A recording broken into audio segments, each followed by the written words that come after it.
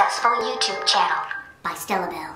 Last month, I received the email from YouTube that I had been waiting for 5 long years.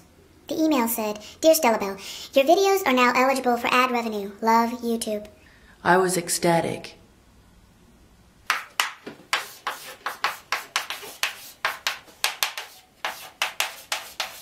These days on YouTube, it's not so important how you say it, it is what you say. Remember, content is queen. Think very deeply about what you personally could give to the world. What makes you unique? And the trickiest part is you have to be honest with yourself. You have to take a personal inventory and ask yourself, what is it that I'm good at that I love to do?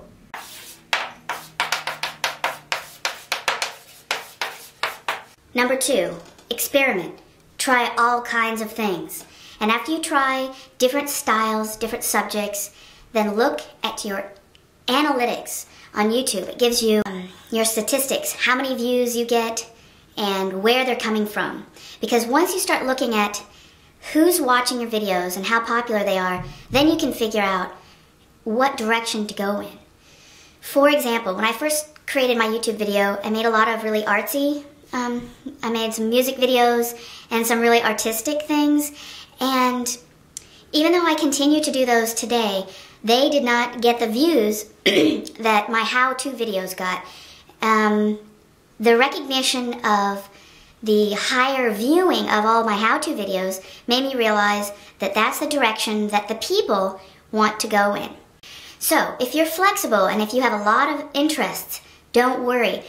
We go through our entire school years, and our parents tell us that we have to specialize in one area, that we have to do one thing. I would actually say that being expansive and being able to go in all kinds of directions is going to be good. It's a good thing. I definitely think that the humans are more multifaceted than just going in the one little field. Humans are very complex, and we all have a lot of interests. And now that the world has expanded with the internet, we can really look at ourselves as more of a spectrum of interests and talents rather than just the narrow view. So that would be my advice, that you don't have to focus on one thing.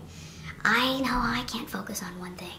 So I would say that my direction is be expansive, especially in the beginning of your YouTube channel. Do what feels normal and interesting to you.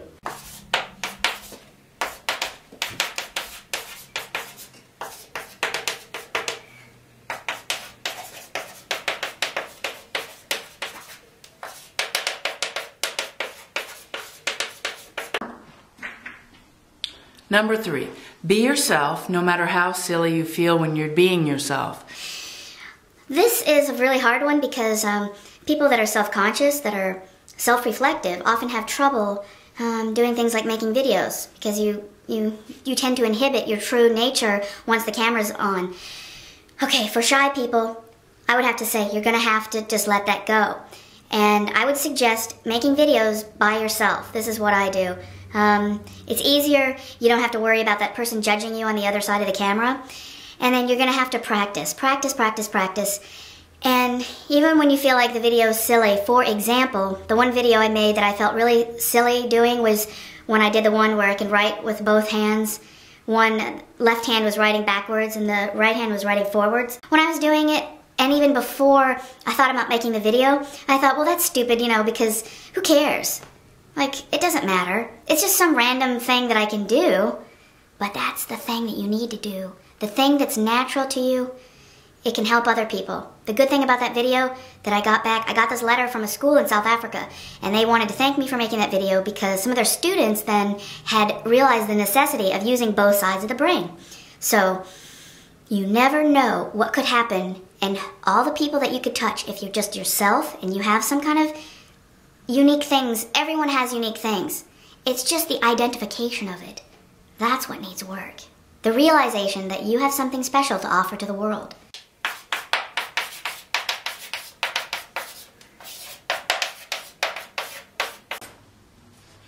And lastly, number 4, never give up. I said never.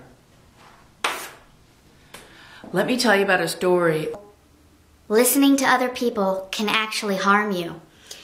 I had entered this contest through Taschen Publishing Company in 2005. And it was an international competition. It was on the internet, so that means it's worldwide. And it was just being able to identify the sources of these little tiny images. There were 10 tiny images within each collage. So there were total 100 different images. I had to name the author and the artist. It was an art-related collage. Anyway, as I began to do the competition by recognizing and writing down the authors, I noticed that I could do quite a few of them with no problem. So I thought, well, maybe I have a shot. I think I'll give it a try. Then I started telling people about it. My friends, my family.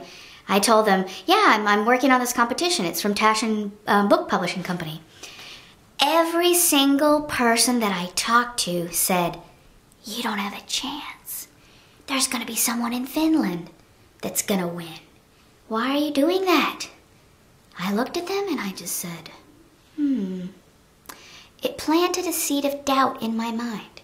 But because I was interested in the competition, in what it was, I just kept doing it. And I didn't really give them, the people that were telling me that I couldn't do it, I didn't give them a lot of energy because I was just simply interested in the thing in the competition. So every day for months, 2 months I think it was, every day after work, I studied and I worked on that competition. You know what? I won. I won that competition. And the prize was, it was a round-trip ticket to Los Angeles for 2, and they paid for my hotel, and then I got to meet 3 writers of my choice. It's not the prize that's important. It's not any of that. What the important thing is that every single person that I talked to said I didn't have a chance, but I ended up winning that competition. So I'm just telling you right now, you don't listen to anyone. You listen to yourself. You listen to what you know you can do. You can try to win it. If you give it your best shot, you never know. That's my advice.